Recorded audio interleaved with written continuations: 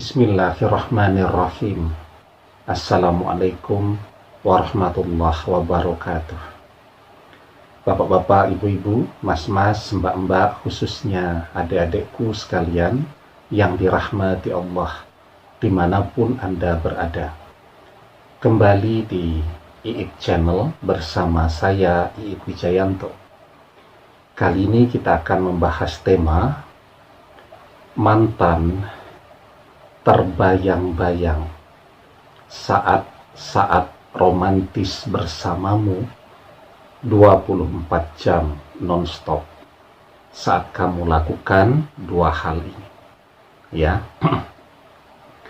Umumnya cara yang dilakukan orang agar bisa melupakan mantannya, ya, adalah dengan cara yang diingat-ingat masa-masa yang bisa membangkitkan kemarahan dan kebenciannya, atau sering kita sebut cara melupakan yang paling banyak dilakukan orang adalah dengan cara membenci, kemudian mengingat berbagai perdebatan yang pernah terjadi, mengingat sifat-sifat yang buruk dari mantannya tadi, ya. Karena dengan cara itu maka semangat untuk menjauh, untuk berpisah itu tetap kuat di dalam hatinya. Nah, sekarang ya, yang bisa kita simpulkan adalah bahwa mantan belum tergerak untuk kembali karena selalu yang diingat dari diri kita, ya, adalah sifat-sifat kita yang mungkin menurut dia yang tidak baik, ya, atau yang dia ingat tadi, ya, momen-momen yang bisa terus membangkitkan kebencian di dalam hatinya. Ketika kita sedang marah, ketika sedang bertengkar, dan lain sebagainya. Ya, sehingga kunci agar dia kembali sebenarnya sebaliknya. Ya, dia jadi rindu, dia jadi kangen saat yang dia ingat adalah segala kebaikan yang pernah kita lakukan, sesuatu yang dia coba untuk lupakan. Kan dia melupakan tuh seluruh kebaikan yang pernah kita lakukan. Kita punya 1000 kebaikan yang pernah kita berikan kepada dia. Dia berusaha melupakannya. Yang dia ingat satu keburukan kita. Kan manusia biasa ya, punya hal-hal yang baik dari dirinya, tetapi juga mungkin ada hal-hal yang kurang baik. Nah, hal-hal yang baiknya dia lupakan semua, tidak pernah dia pikirkan lagi. Yang dia ingat terus tentang kita adalah yang kurang baik tadi. Ya, kita dengan mantan punya 1000 momentum romantis. Dia lupakan. Ya, yang dia ingat adalah masa-masa krisis, ya, masa-masa bertengkar, ribut, marah-marah, tangis-tangisan, dan seterusnya tadi. Nah, itulah yang kemudian membuat dia kuat bertahan untuk selalu menjauh dan menghindar dari kita. Jika sekarang dibalik, yang dia ingat justru adalah segala kebaikan yang pernah kita kerjakan untuk dia. Yang dia ingat adalah saat-saat romantis ketika bersama kita. Maka secara alamiah, ya, rasa benci di hatinya akan digantikan rasa cinta. Ya, rasa marah di hatinya akan digantikan dengan rasa rindu. Dan itu akan secara alamiah mendekatkan dia kembali kepada kita. Nah, ada dua hal yang perlu dilakukan, ya. Yang pertama, ya, secara fisik kita tetap harus berusaha. Ya, kalau kemudian usaha untuk ketemu dia betul-betul sudah mentok, sudah tidak ada jalan lagi untuk bisa ketemu, untuk bisa bicara dan seterusnya, maka bagaimana caranya agar mantan tetap punya keinginan, ya, untuk mencari tahu tentang apa yang kita lakukan. Dan itu kuncinya sederhana. Meneruskan hidup dan terus berkarya. Berkarya zaman sekarang itu tidak susah, ya. Kalau dulu orang jadi pelukis tuh, melukis itu berbulan-bulan. Mau memamerkan karya lukisnya bingung, karena harus sewa gedung, bayar panitia, sudah sewa gedung, bayar panitia yang jaga itu, ya, atau pakai SPG misal begitu, untuk menjaga pameran, mempresentasikan pameran. Kalau publikasinya kurang juga orang tidak tahu. Itu zaman dulu berkarya. Zaman sekarang orang melukis, pasang di media sosial. Dan media sosial itu penilai yang sangat objektif. Kalau karya bagus, maka yang membicarakan banyak, yang men-share banyak. Ya, kalau karyanya kurang bagus, tentu harus ditingkatkan lagi. Ya, banyak orang zaman sekarang menjadi sangat terkenal karena rajin membuat quote-quote, ya, nasihat-nasihat yang bisa membangkitkan semangat orang lain. Jadi kuncinya berkarya. Karena dengan berkarya di zaman media sosial ini, secara alamiah mantan akan terus terhubung, kalaupun tidak dengan kita, dengan karya-karya kita.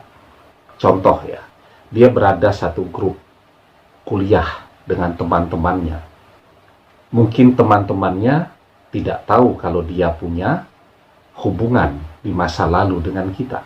Kita punya karya yang bagus. Ya, mantan tidak peduli, tapi teman-temannya ada yang men-share di grup WhatsApp kuliahnya dulu. Maka secara alamiah dia terhubung dengan karya kita. Ya, itu yang penting untuk dilakukan, usaha secara fisik, ya. Nah, yang kedua, tapi sebelum kita bahas yang kedua, jangan lupa yang belum subscribe untuk memencet tombol subscribe, ya, dan menyalakan lonceng notifikasi agar Anda selalu mendapatkan pemberitahuan video-video terbaru dari channel kesayangan kita ini. Dengan subscribe, ya, doa-doa kita selalu terhubung sehingga kita selalu bisa berdoa bersama-sama.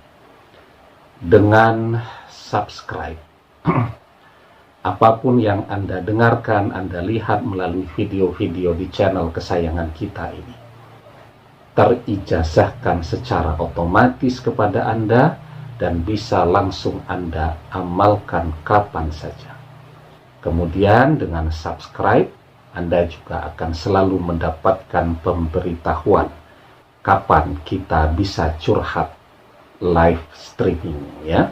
Nah, yang kedua, usaha batiniah. Karena yang namanya cinta itu adalah ikatan batin antara dua anak manusia. Nah, karena itu setelah usaha fisik diperkuat dengan usaha batin, ya. Kita tahu persis bahwa apa yang ada di hati mantan, di pikiran mantan, yang membolak-balikkan hati, yang memberikan petunjuk ke dalam hati, yang menggerakkan hati manusia atas kehendak Allah Subhanahu wa ta'ala. Ya, mantan hatinya akan condong kembali kepada kita dari menjauh. Yang bisa menggerakkan adalah Allah. Mantan hatinya merasa kangen kepada kita. Yang bisa menggerakkan adalah Allah. Karena itu, kalau sekarang kita berdoa 3 kali sehari agar mantan kembali, pagi, sore, malam. Ya, sekarang doanya ditingkatkan jadi 10 kali setiap hari. Ya, kita berdoa pagi hari, ya Allah, gerakkan hati dan pikirannya untuk selalu mengingat hal-hal yang baik tentang aku. Gerakkan hati dan pikirannya untuk mengenang atau teringat masa-masa yang indah ketika bersamaku. Munculkan rasa rindu di dalam hatinya, rindu yang tak tertahankan untuk segera kembali kepadaku. Ya, nah maka ketika Anda terus berdoa dan menghujani hati mantan dengan doa-doa Anda, terus Anda sebut dia di dalam doa-doa Anda. Bayangkan tuh, pagi berdoa, waktu duha Anda berdoa, ya, sebelum mengerjakan sholat zuhur Anda berdoa, selesai sholat zuhur Anda berdoa, sebelum mengerjakan sholat asar berdoa, selesai sholat asar berdoa, terus seperti itu. Bahkan ketika mantan sudah tidur pun Anda terus menyebut namanya di dalam doa-doa Anda. Ya, maka hatinya akan terus tersentuh dengan doa Anda. Dan doa itulah yang kemudian akan membersihkan, ya, ada titik-titik kebencian di situ, ya, ada goresan-goresan mungkin kekecewaan dan seterusnya. Nah, itulah yang akan membersihkannya, doa-doa Anda. Dan satu hal lagi, terus mengerjakan amal saleh, ya, setelah usaha kemudian mengerjakan amal saleh, bertawakal kepada Allah.